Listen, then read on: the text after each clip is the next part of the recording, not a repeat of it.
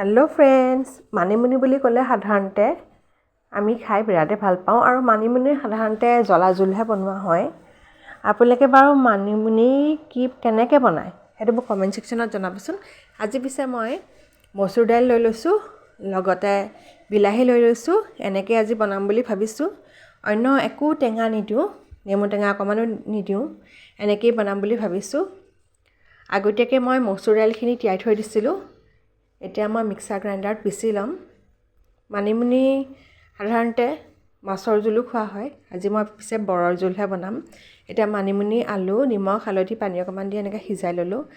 এতিয়া মিক্সাৰ গ্ৰাইণ্ডাৰত মই মচুৰ দাইলখিনি পিচি ল'লোঁ। মচুৰ দাইলখিনি পিচি লোৱাৰ পাছত এটা এটাকৈ বৰ বনাই লৈছোঁ। আজি মই বিশেষকৈ সাধাৰণতে মই বহুত কম তেল ব্যৱহাৰ কৰোঁ। এতিয়া মোৰ এটা এটাকৈ বৰ বনোৱাও হৈ গৈছে।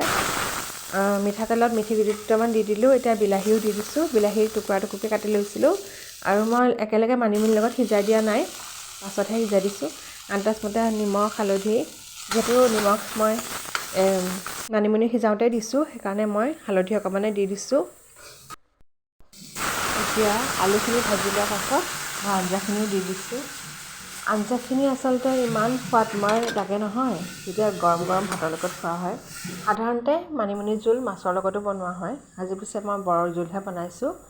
এতিয়া যিহেতু মই বেচন গোলা অকণমান পানী দি দিছোঁ। বেচন গোলা পানী অকণমান দিলে সাধাৰণতে ঘনো হয়, খাবলৈও ভাল হয়, ঢেংঢেঙীয়া নহয়।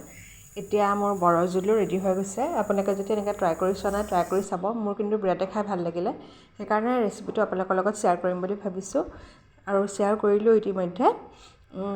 মোৰনো ভিডিঅ'ছবিলাকনো আপোনালোকৰ কেনেকুৱা লাগিছে, ৰেচিপিছবিলাকনো কেনেকুৱা লাগিছে, সেইটো মোক কমেণ্টত জনাব নাপাহৰিব।